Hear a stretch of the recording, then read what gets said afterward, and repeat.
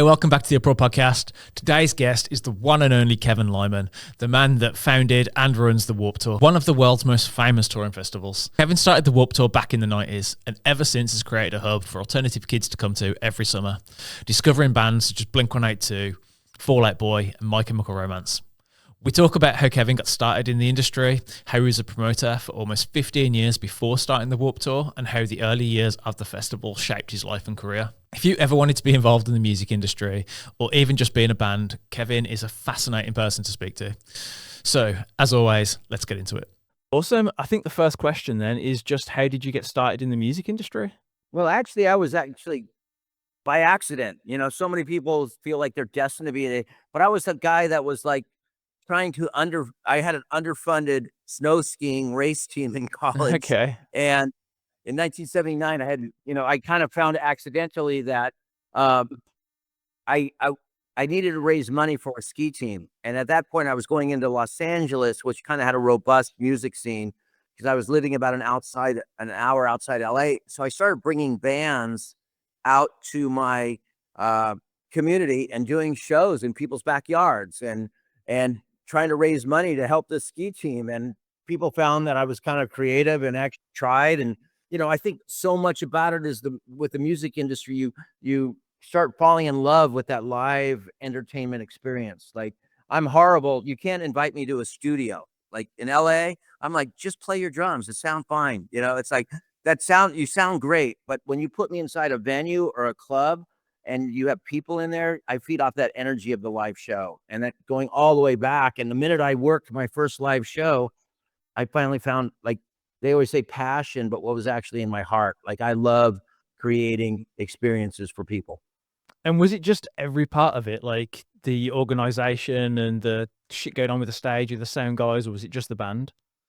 Yeah, well, like, it's funny because people always ask, hey, did you get along with the band guys? I go, got along with some of the band guys, but mostly it was like that crew. Like, for me, it was always about the production and the actual process of putting it together and realizing that, you know, from the smallest club show, it might have been just three of us looking at a show, but we had to cooperate and work together to make that experience happen, all the way up to running some of the biggest, very large festivals across America.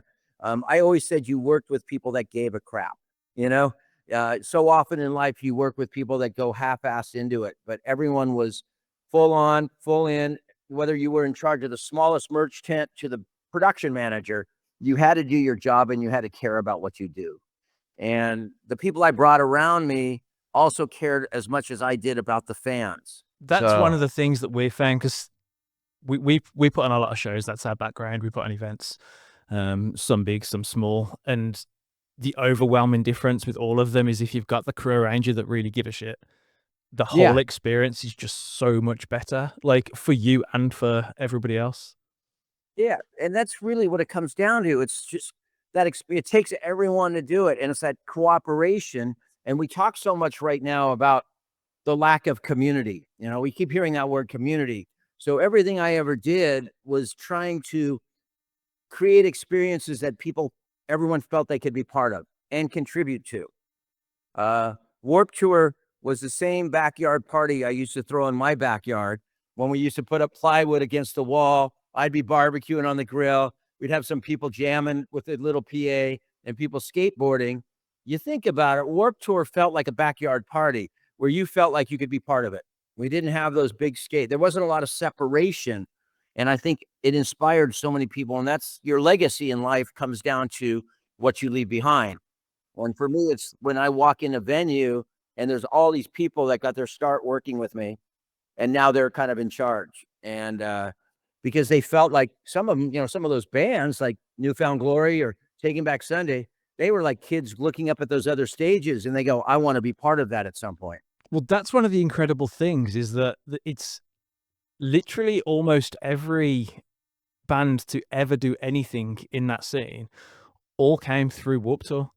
There's almost really nobody that didn't play it and sort of come up on it or come to a show when they were a kid. Like, I can't think of anything else in any other genre where it's absolutely like completely dominated every single band with like being part of it. Yeah, there's this kind of like deep dive research someone's doing on Warped Tour. And they've kind of researched that like something like 3,490 bands or something played on Warped Tour. And I don't even think that touches some of the Battle of the Bands. So a lot of people touch that parking lot. I'm so proud of so many of those bands of what they went on to do with their lives. As well as the brands, the brands like Hurley and Volcom in America. And some people go, oh, who was like, who was most punk on Warped Tour? I go, might have been Katy Perry being willing to come out there and play with Bring Me the Horizon or Enter Shikari or some of these bands from the UK. I mean, you guys know how they rip your face off when they're on stage, and there was Katy Perry just holding her own. So who was more punk than who, Yeah, I mean, that's just fucking cool in its own right, isn't it, man? Yeah. So, it's, you did that and allowed me to spin off and do many other things in my life. I was a manager. I had a record label. I've worked with artists on their brands. I think in life, you only run out of time if you're excited about it each day. You're not going to have great days every day, but pretty much I've got ideas all the time and I'm still chasing those ideas. Is that one of the things that set you apart at the start then? Because we heard or saw somewhere that you said at one point you were doing 300 shows a year in your early career. Yeah. How did you progress to getting to be doing that many that early? Well, I think it was just caring. Really, really was. I look at everyone equally. I don't look at stars. We have a movie called No Room for Rock Stars. Yeah. And I worked around a lot of people who thought they might have been a rock star. There's only a few people I would ever identify as a rock star. And most of us were just kind of in the right place at right time. There's a lot of people with talent.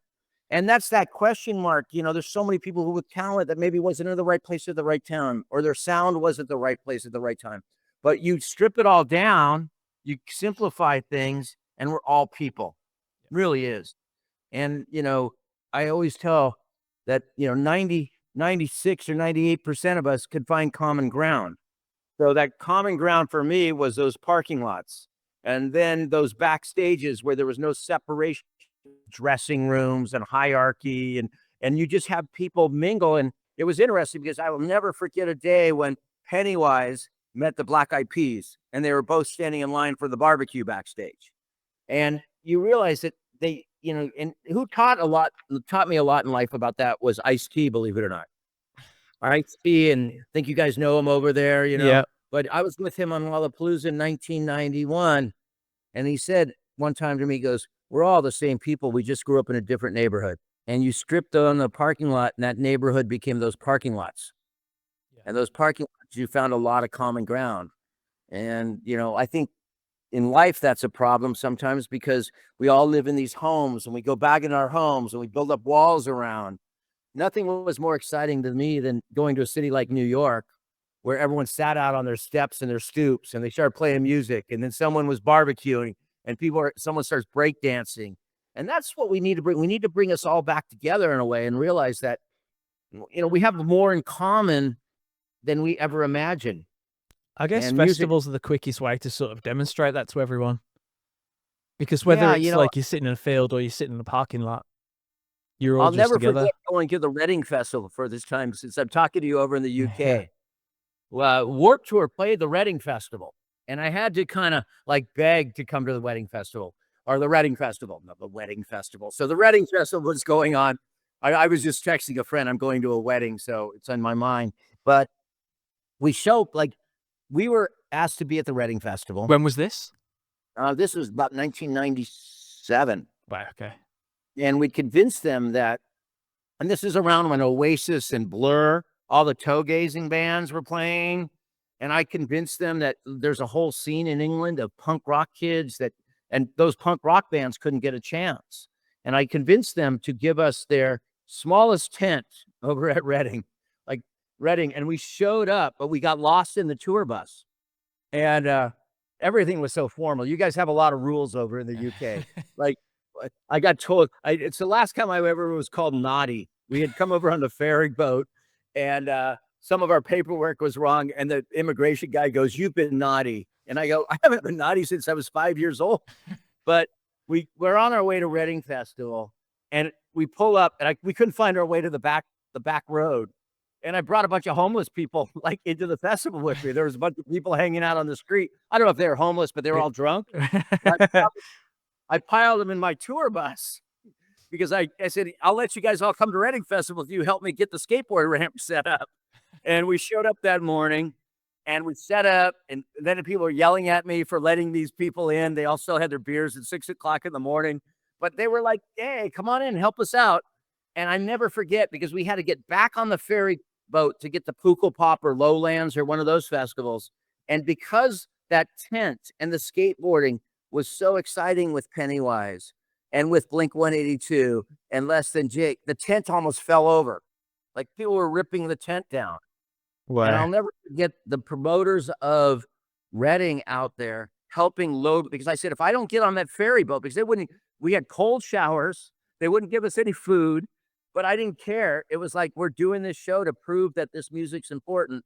And they were actually literally helping us load the truck, like the people who owned Reading Festival, because I said, if I don't get on that ferry boat, I'll never be able to come back.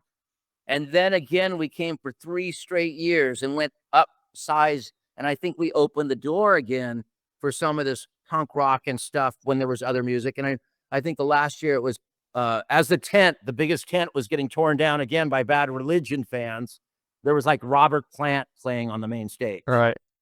And, and then later on, I managed Less Than Jake and helping them break over in the UK.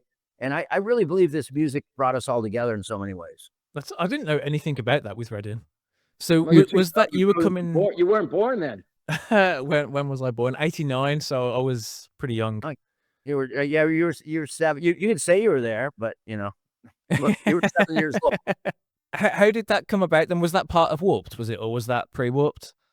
No, well, that was Warped. Like, I actually had an idea to bring Warped Tour over, and we worked from my agent here in America, worked that we could create and bring 7 or 8 bands. I think we were 8 or 9 bands probably. And we will take your one stage for a day.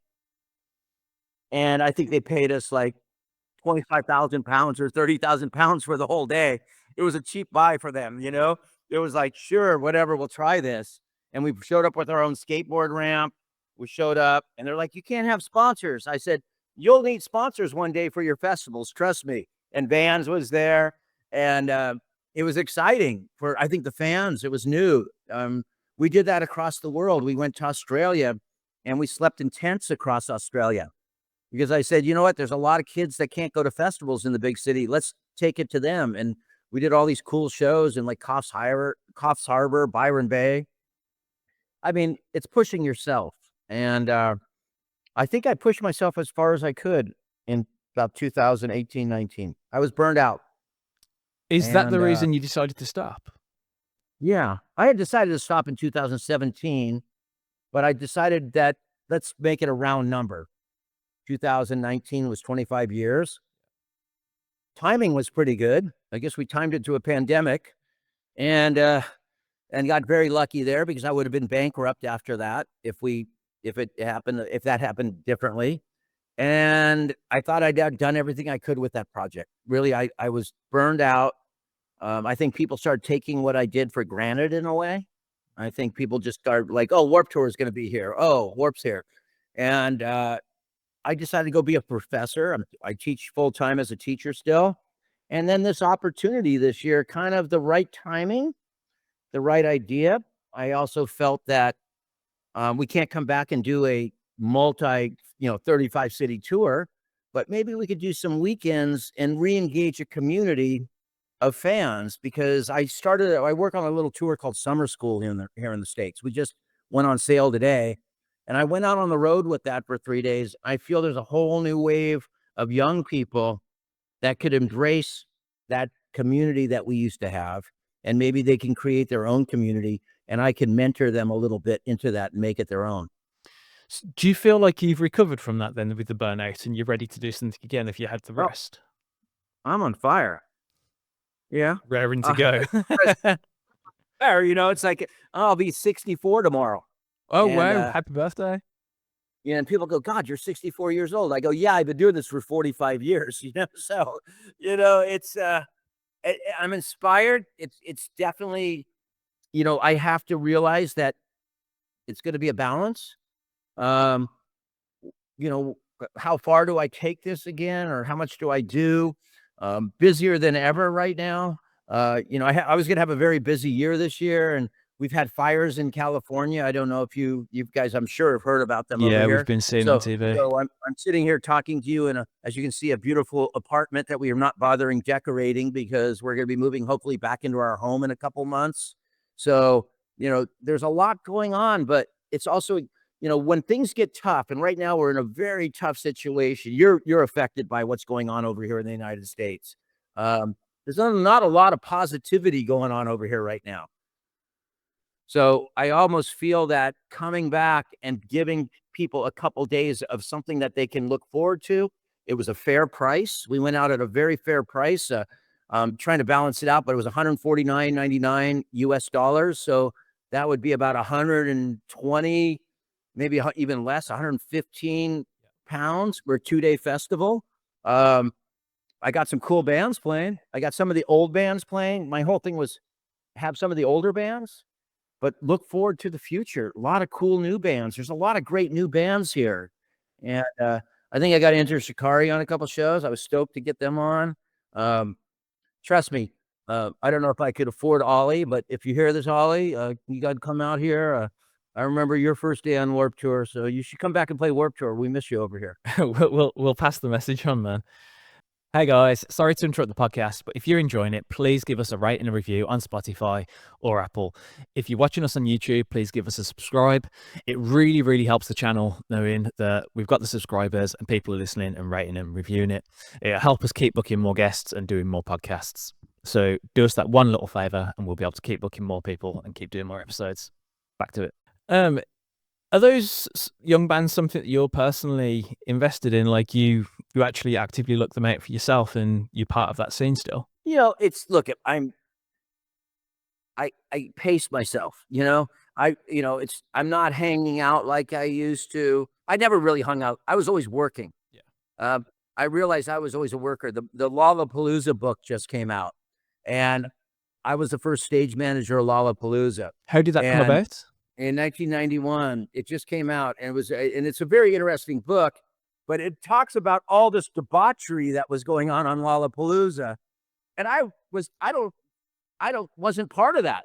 And my wife was like, no, you were not part of that, because they needed you to stay focused on putting on those shows so they can do whatever they could do. So really my whole life is, you just realize you're a worker. And whatever you do in life, I'm just a worker. I get up and work. And I guess if I built walls for a living, I would get up and build a wall every day.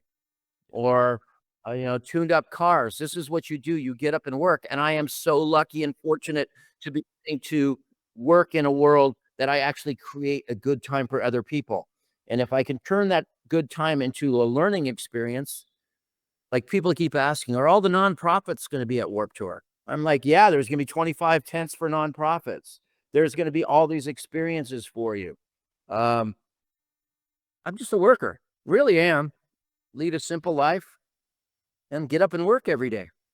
I think that's something that you can't really learn. You just either am or you aren't. Like some people do just love to get up and make things happen. Yeah, like yourself, man. You get up and work, right? Yeah, absolutely, man. We've got like a dozen different things on the go at the moment. So I mean, just for your point of reference, like we've got club night, we've got studios where we are right now. We do this podcast. I actually have a charity that we run as well. So we provide free counselling to the alternative, like kids that are into pop punk music. So that charity is like a completely independent, like ICO that I'm running as well. There's dozens of different things. So it's like 24 hours. You're constantly doing things, but it's fun. Of course, we cross about people that it's just about them making money. But there's people over in the UK like Jen Walker, Mark Walker, Danny Waring. Mark came on the podcast a few weeks ago. All these very cool people I've met, and people go, wow. And I go, well, when I go across, you're not going to be, you can work with everyone, but some people are going to be special to your heart. And those people are the ones that I keep in touch with and find out what they're doing. And, it's really cool. And while you're listening, tell Frank Carter that I think the Sex Pistol thing's awesome. Fuck Johnny Rotten. Dude's fucking great. He's done amazing, man. That's really taken off. They've been incredible. Oh, I tried so hard to get them to do Warped Tour. I wanted them to do Warped Tour, but the timing just doesn't work yet. Yeah. With Lollapalooza, going back to that, how come you decided to leave that? Well, Lollapalooza in 1991 was a touring festival. I'd been working in those clubs all those nights a year, and I got recognized. I'd never been on the road, but those bands felt comfortable being around me. They knew I just worked and I made them look good. No one cared about those alternative bands or those punk bands. They were worried about bands like Foreigner and Journey and these kind of bands. And I was working hard for them. So I was invited to do that tour. And I did it for a few years. And I did it up to 94. And by 1995, I decided to start my own festival and my own tour. And a lot of people thought I was trying to duplicate Lollapalooza. Some people, I remember someone said, Kevin Lyman is trying to beat a dead horse. And I said, no, I'm just trying to recreate my own mule. And, and I took my lessons from all those years we're working in the clubs and observations, and then getting the chance to do that tour to create my own thing.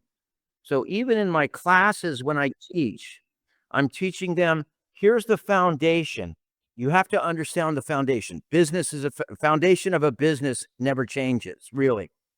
But then you have to adapt it to be your own. And that's what I did. So when they ask me, how do I do this assignment? I said, I don't know. I'm going to tell you. How do you do this assignment? How do you get to think now? Thinking moves us forward. Regurgitating, everyone can learn something. When you started then, we saw that the first year, I think you'd said it wasn't as successful as you'd wanted. It lost a load of money, apparently. Was there a risk that you weren't going to carry it on? Well, there was a risk we weren't going to carry on, because I was probably going to be living in a cardboard box if I wasn't careful, to be honest. But it was cool. We had Sublime, we had No Doubt, we had these really cool bands, but they were too early in their career to be going and doing this national tour.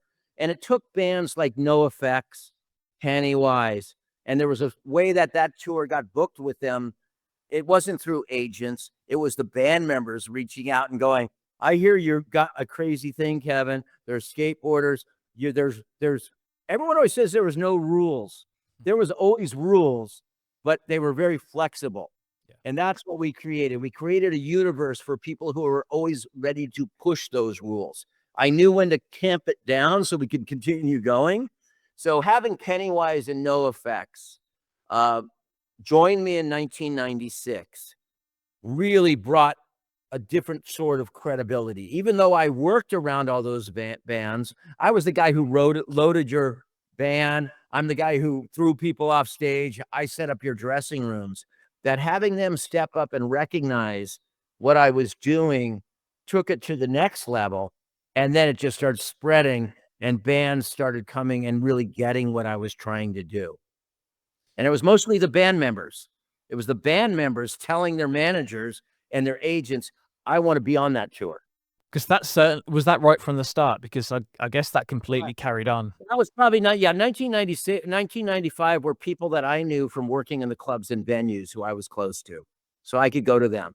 1996 were those bands coming to me. And by 1997, the bands started coming to us more often, saying they wanted to be part of it. And you got those strange bands that people don't realize them, like people like Limp Bizkit and Kid Rock and all these crazy bands. But I never looked at it as I just looked at it as this eclectic music that I would have heard in the clubs working there. And I felt that and there was a thing called an iPod, and people were running around listening to iPods on shuffle, and they were listening to more sounds of music. And I thought we could bring them all together and they could support each other. How did you go about getting Vans involved? We saw that the original sponsor was going to be Calvin Klein. Oh yeah. We would have even been talking now. Me and you would have been I would have been parking cars over at some hotel at a valet or something, I guess, maybe, or building that wall. I would have built a great wall somewhere. Maybe not for Trump though. I would have never built a wall for him. But it was it was a very lucky situation. They called me about having a meeting, And it really was about me helping them with their amateur skate program, because I'd been helping other skate contests and doing things with the Red Hot Chili Peppers on top of a ramp for Vision Skate Escape. So when I realized, I went down there all thinking they wanted to be on my tour, and I realized very quickly they wanted me to go to work for them. And this is where you have to kind of just spin your bullshit kind of and go, all right, you're never going to have great skating unless you're part of a music festival. And it's been a lovely partnership with them, getting to work with Steve Van Doren, who's the son of the founder of Vans for now. So it's really been kind of cool. World's changed a bit, since I've stopped Warped Tour. But reconnecting with Steve, and just, he texted me yesterday and said, wow, when I met you, I was 42 years old, and I go, when I met you, I was 32. Now I'm going to be 64 tomorrow, and it's been a long journey. And in this world, having those kind of relationships that you can just call someone or ask, hey, you want to do that? We had a NASCAR car a couple of weeks ago. We had this car, like some kids who worked on NASCAR. There's a NASCAR in America is like a race car circuit. Yeah. And some of them worked on the Warped Tour way back when, and they would say, we have an open car. We'd love to brand it for the Warped Tour. And, why not? I'm that kind of person. Why not? And of course, kids on the internet, bullshit, that's not punk rock. I'm like, you know what? That is punk rock. Going on a NASCAR car, that's pretty punk rock in my book. Yeah, it's cool as fuck, man. Because you don't care. Yeah, absolutely. I mean, I think that's completely punk rock. Like, doing things that aren't the obvious just because you want to. That's the whole point. And at this point, no, I've realized, not everyone's going to like me, and you're not worried about everyone liking you. But, when it all said and done, I just say, let's stack up if you really are that serious, come on over and let's stack up our lives. And, I think see what happens. Led a pretty good one. You have a nonprofit. You're a young person. You have a nonprofit. That's awesome. You know what? You saying you have your own nonprofit all of a sudden puts you in a different light of me talking to someone on a podcast. That's like someone who kind of gives a crap about something. Yeah, I mean, absolutely, man. You can't run one if you don't. Like, I mean, I don't get paid for it, so. And yeah, you recognize that you have a little bit of influence in your life now. I might be talking to you, and you're going to be like, I'm bigger than Joe Rogan or something. But no. You're going to fuck that guy. But I mean, you're influencing people to do a little bit more, help people out. That's all we could do. That's the world is about, just giving a hand up once in a while, and it's good. One day I'm just gonna have to sit there, and I don't know. I'm not ready to stop though. I'm ready to find those new bands. Right now, I'm excited about these new bands, Lolo, the Mainliners.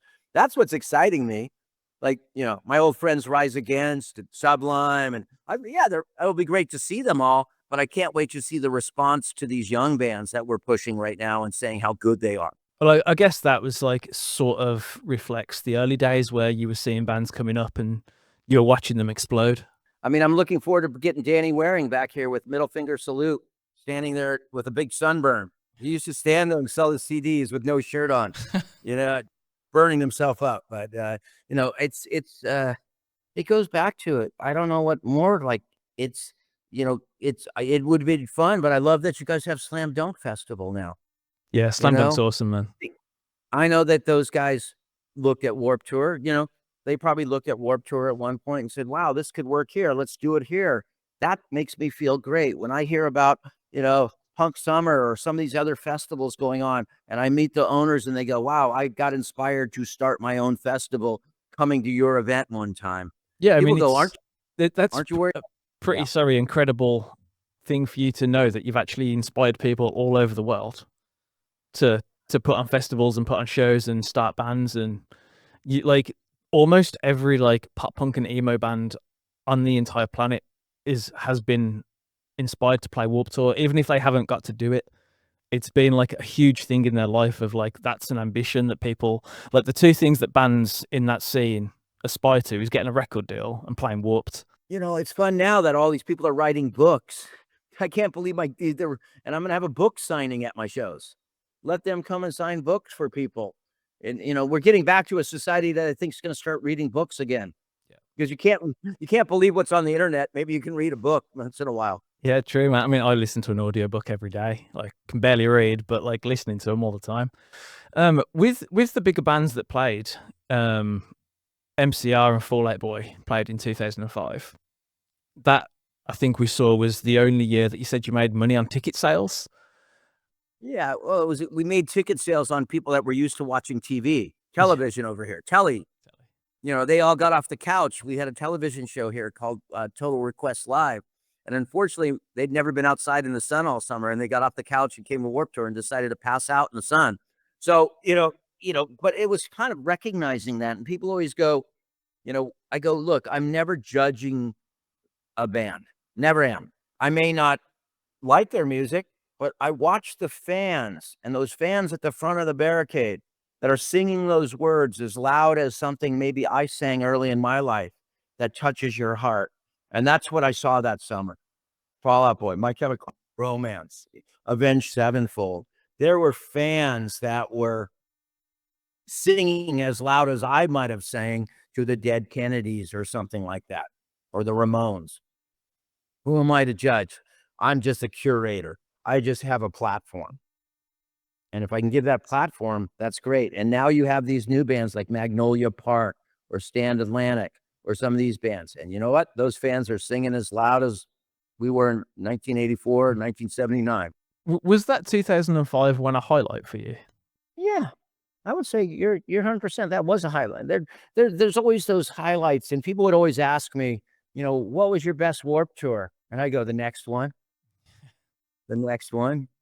And they ask me now, and I get to go, wow, I never thought I'd get to say the next one. And I get to say, yeah, hopefully at the end of November, those 3 shows where they're not 40 cities, but I hope at the end of them, everyone had a great time, learned something, enjoyed the day, and got home safely. Really, people go, are you going to have fun at these? I go, it's what I do as a job. This is what I do. Will there be moments when I feel like a good spot? It's what I do. It's my job. Is it a lot easier for you only doing 3? I know obviously like the amount of admin and stuff would reduce, but is it actually like easier for you in your position when there's only 3 shows? Way more work. Way more work, because like Warped Tour was great because we had those bands, many of those bands we'd get for 2 months of their lives. And it was easy because the first 2, like knew how to get it rolling. And those first 2 days, it was like a machine. It was like, and then once everyone got into the tornado, I would call it, it was a big tornado. And you would roll down the highway as this giant tornado that set up in 3 hours and tore down in 2 hours. It was this big thing. This one, because we have different bands, there's separation where they're not coming through. Some are on tour, some are flying in, a lot more of that kind of thing. And I love when the kids complain online to me, why aren't the bands playing all the shows? I go, well, that's over 6 months. We're booking bands over 6 months now. When we had 2 months of their lives, it was easy for them. Their agents signed one piece of paper. They gave them to us and we took care of them. And we had a lovely time and no one worried about a thing. I worried about a thing because I was putting on the tour, but it's much harder to put on one-off shows. With the agents, were they just doing one flat fee then for the entire tour? Oh, it was one contract. It was like, oh, wow, you're doing 35 shows with them. For them, Kevin, how much you want to pay them? Awesome. Great. They're yours. It was awesome. They were there was one agent, Dave Shapiro, who has a lot of bands in our world. I mean, literally, I think we set a record once because he knew my negotiation. I knew him. I think we confirmed 12 bands in 90 minutes. So did you always find that you were in the position of power with everyone wanting to play the festival? Oh, you realize in this business, everyone loves you when you're making them money. Yeah. Not power. You make them money, they want to be your best friend.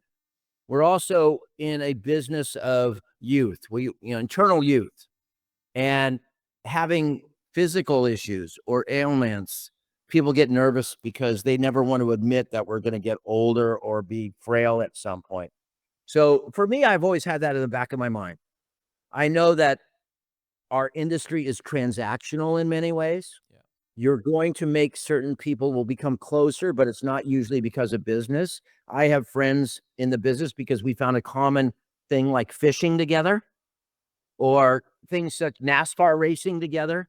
But we realize that 90% of our relationships are transactional. Yeah. Now, in our industry, everyone will say they're your best friend or this. No, you're your best friend when you make them money. How long did it take for you to realize that? I realized that probably about 20 years ago. Were the people that you thought you were your friends and you found out they weren't? I always say, who your real friends are is the ones you invite to a barbecue. Yeah. And hang out with. And people would always ask me, like, who, going all the way back to my marriage, which now been married for like 33, almost 34 years.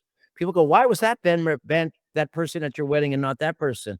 I go, I can work with anyone, but it's the ones that you want to hang out with and barbecue with. That's as simple as my life is.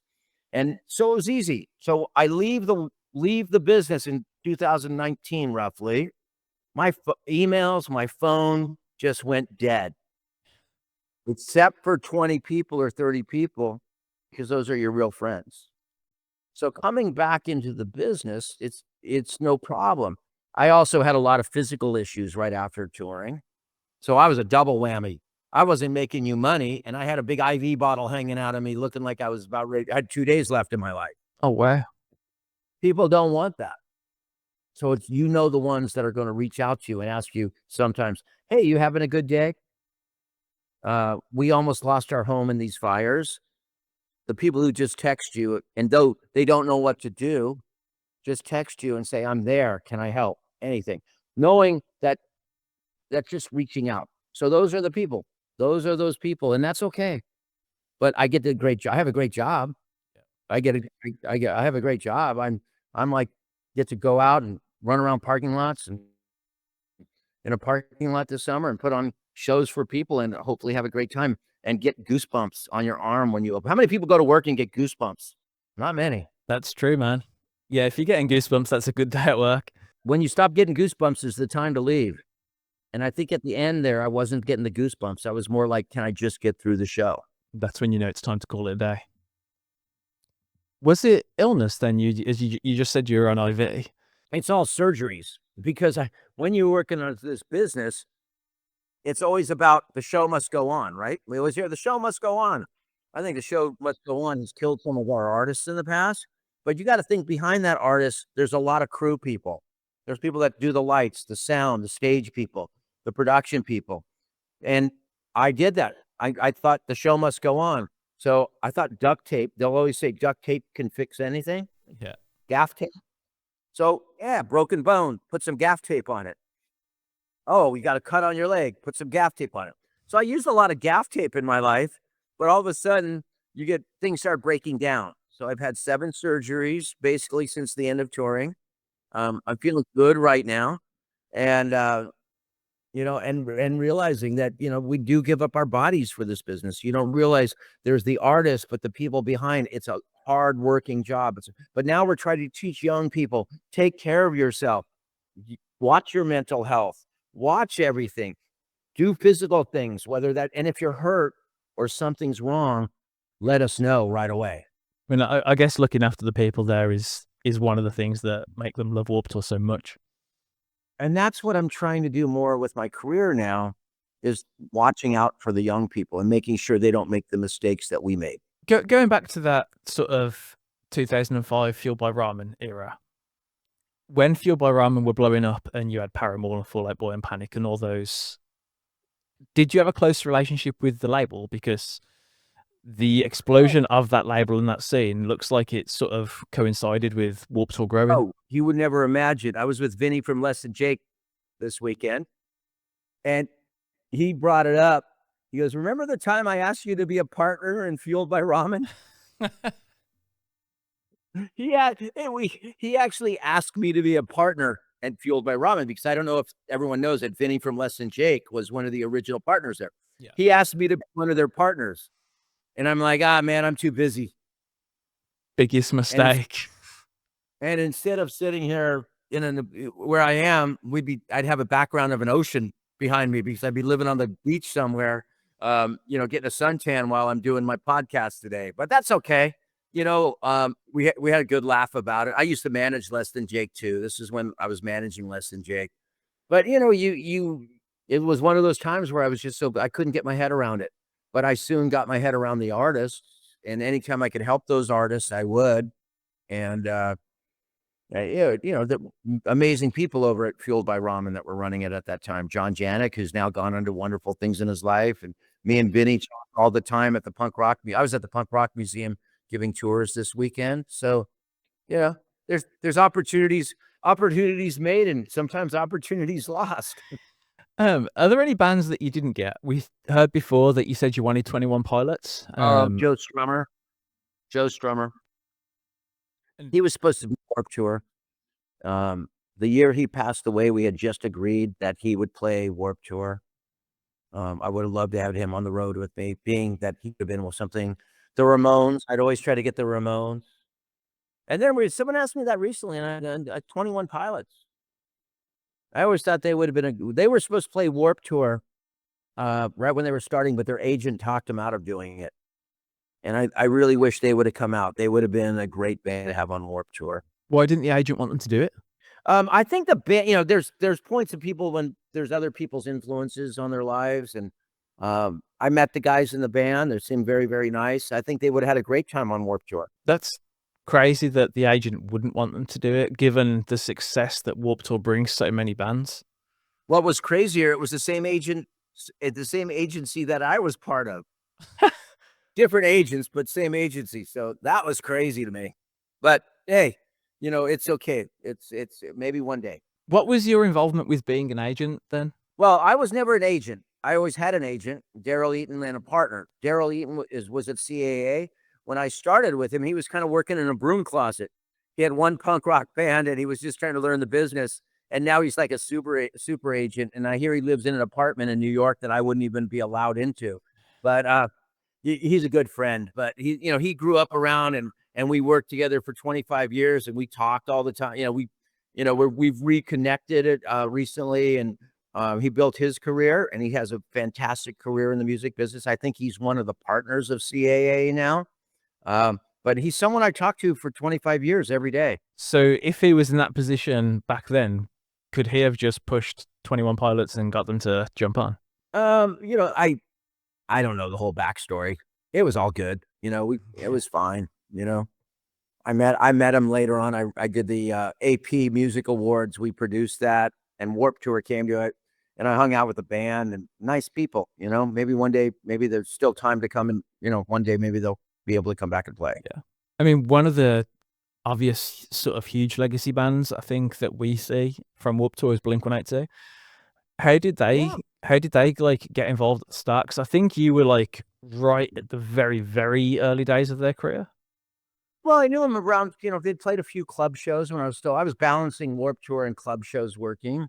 And, Rick DeVoe, who was their manager, and they're lovely guys. You think, now maybe some of their jokes don't make sense. Someone that they're in the age they're at, but when they were funny, they were kind of funny people to be around. And actually, it turned out that they needed a place to ride on the tour, so they rode in my tour bus that summer.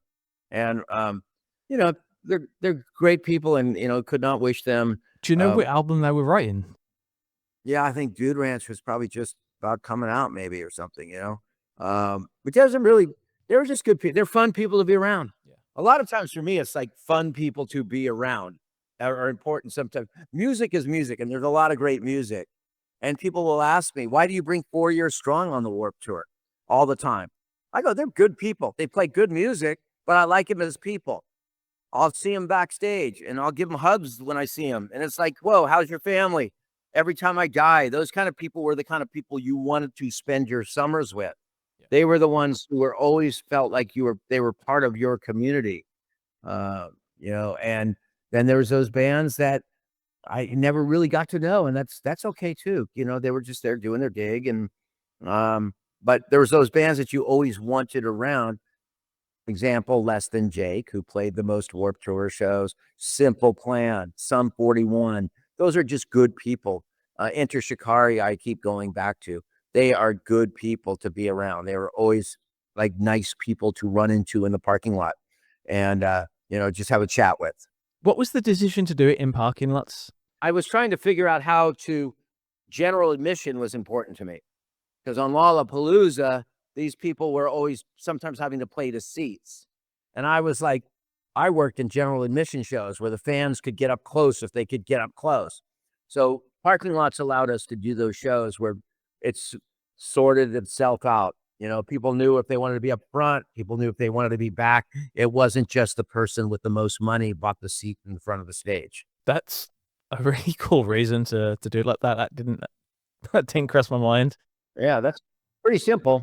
I mean, we had Mark Walker on the podcast a few weeks ago, and I mean, when Warp came to the UK and you did Ali Pali, the way that I met Mark was actually like we put on all the after parties for it.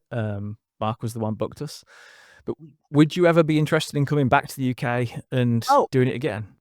Oh yeah, as long as Mark Walker or someone like Mark Walker was involved to help, because it was funny that Mark was like, I was a fan of Warped Tour my whole life. It took me a long time of learning before I approached you. Because that, you know, he wasn't like, he wasn't just coming, I want to do, he learned the business. He learned the foundations of the business with it, Kilimanjaro. And then he came to me with a good plan. I mean, you hang out with Mark Walker and you're going to like hanging out with Mark Walker.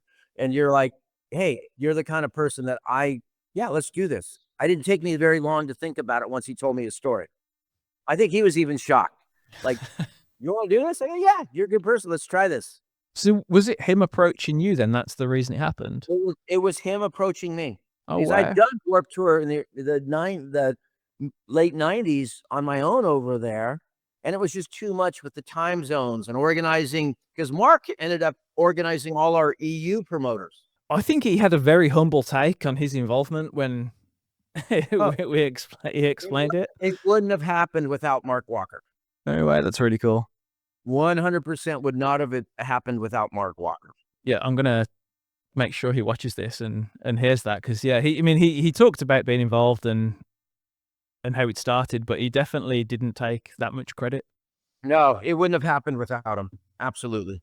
Is there a moment over your whole career, if you could just pick one to go back to, that you'd just go back and experience that moment again? I think I would have appreciated the night that I was honored by Music Cares. And David Kahan was also honored for helping our community. And all the artists that came out, Haley Williams, Bad Religion, all these artists, and David Kahan. I wish I would have enjoyed some of those moments a bit more. Unfortunately, I always probably had my mind on other shows. I've learned to be much more present now. I'm trying, that presence is important. And I think being a professor now has let me focus in on that presence and focus on that student. I think I was always thinking about, oh, wow, tomorrow I have to do this, or a week later I have to do this, not enjoying the moments more.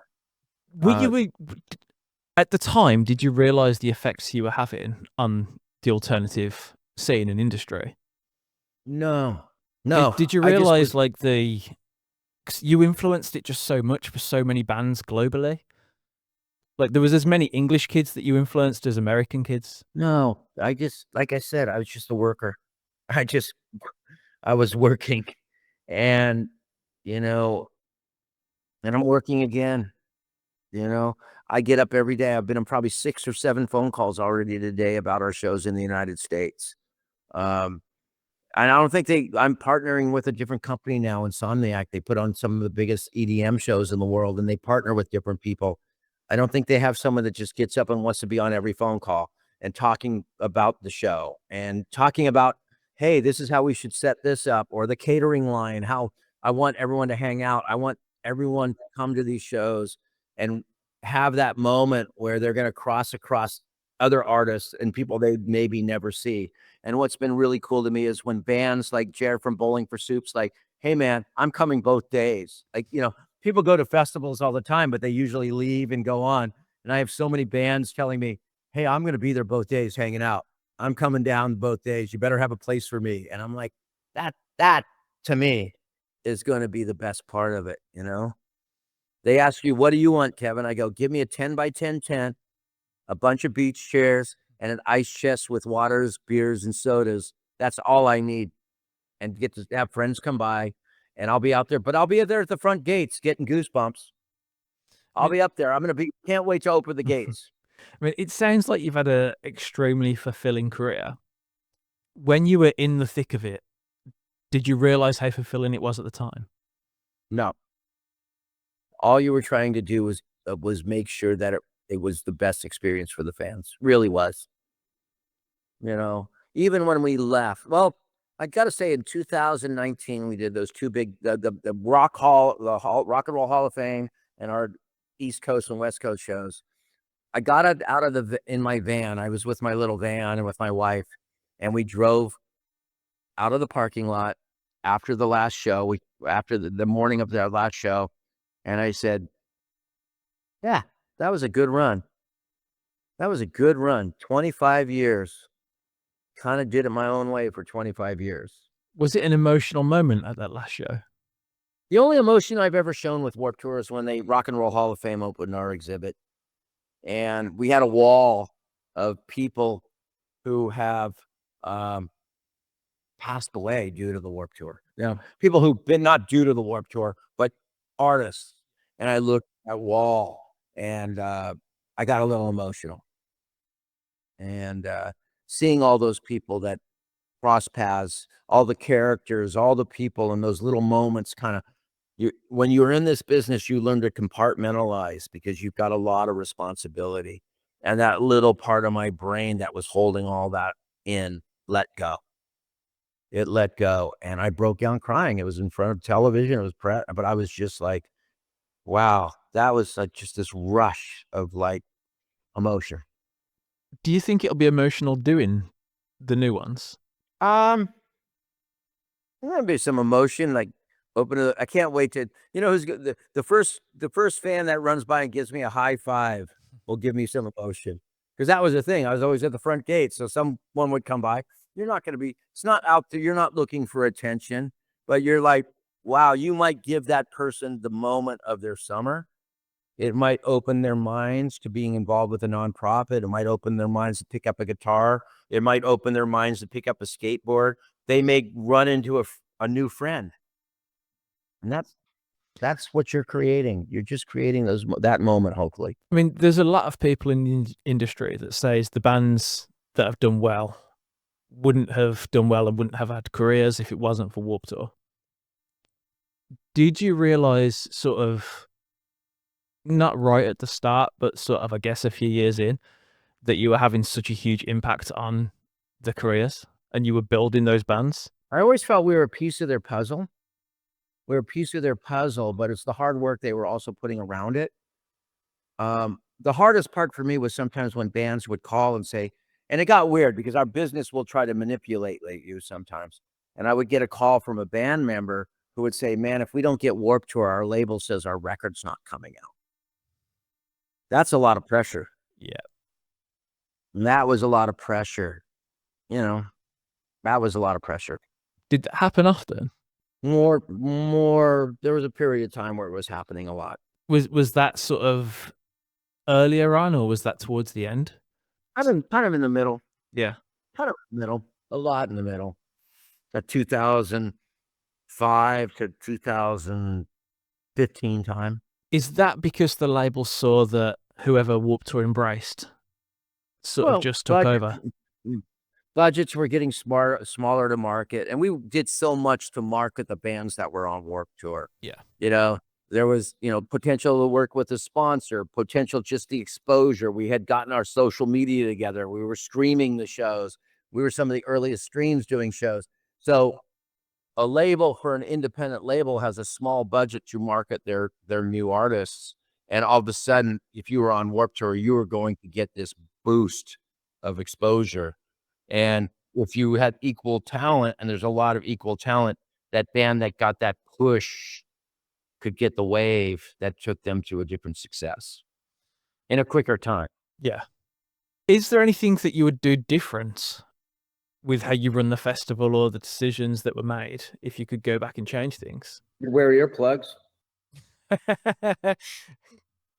I have really bad tinnitus. Really? I start each and every one of my classes with my students going,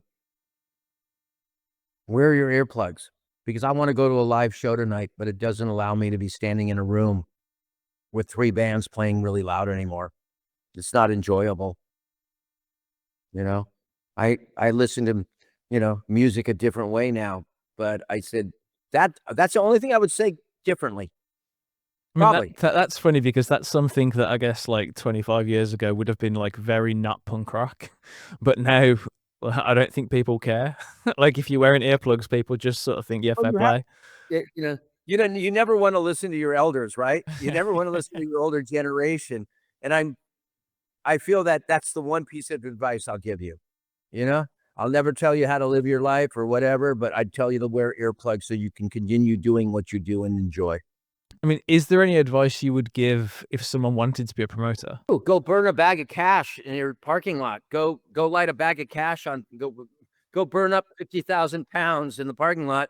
Come back and finish your beer with me and tell me the story about the match that happened last night with Arsenal. It's like you have to be fearless to be a promoter. That's funny because when at the start you said that you did it to raise money for the ski team, I was thinking, man, like promoting's the riskiest way to raise money. How did that?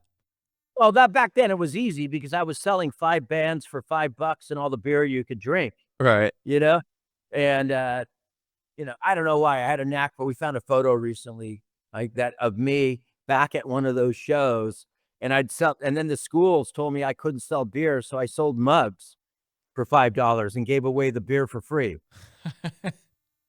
And there's actually a photo I just shared with someone that was back at one of those shows. I don't know where it came from, but it popped up. And it was always trying to figure out how to stay one step ahead of authority, respecting authority enough not to end up in jail, but stay one step ahead of them. Breaking the rules. What's the saying? Seek forgiveness, not permission. It's fun. I try to teach my students that. I don't know if that's like the right way to teach, but I think that's teach definitely them the way have to to teach. challenge things to a point. Yeah, absolutely. I mean, if they're not willing to take some risks and push some boundaries, they're never going to achieve very much, I don't think. Yeah. Is there anything that you wanted to talk about or promote before we finish off? No, it's not promoting, just some of those UK bands, if they listen to your, be sure to we're going to be probably doing this again. Hopefully we can get some of you back over here. I always enjoyed you guys and giving you a chance to get a suntan in a parking lot. You always could tell the bands from the UK. They were the first few days they were bright red because it was the first time they had so much sunshine in a festival or a tour. But I think with global warming, it's a little warmer at your festivals these years sometimes. Not much warmer, not by comparison. That was one of the things that I came to 2 dates on the last, I don't know when it was, 2018 or something. And on that first day, one of the first things I realized, was just how hot it was. I went to where did I go? San Diego and then Denver. Oh, and those were not even the hottest shows. But to someone in England, they were wild. I ended up watching most of the same bands twice both days. Yeah, I hope that we can come back there sometime. Don't worry, we're still your friends over here. Well, I'm pretty sure everyone in the UK would love it. We love you guys over here, and don't take what sometimes they're doing. It's not. Yeah, we'll be okay. The world will be okay. We'll figure this out, and sometimes it has to get rough for all of us to pull together and make it better. And punk rock can pull people together. It definitely can, man. Well, thank you so much for coming on. It's been an absolute fucking honor talking to you. Much fun, Jack. You got to come over and see us in Orlando or something. We definitely we were on about bringing the podcast over to I for a few weeks, and we're looking at some events that we're trying to get involved with. But I definitely want to just come to some shows. So if we're over there, we will definitely let you know. Look me up and come to the barbecue. We'd love to. Thank you so much for talking. Take care. Nice talking to you. Be safe. You too, mate. Thanks, man. Thank you so much to everyone that's listened and watched. If you want to watch us, we're on YouTube. If you want to listen, we are on Spotify and Apple. Please follow, rate, and review wherever you get your podcasts. And please make sure you subscribe to us on everything, because Kevin Lyman is one of my personal heroes. And the only reason we're going to get to talk to more people that are that fucking cool is if you keep subscribing. So please hit subscribe, share it around, and we'll catch you next time. Thanks, guys.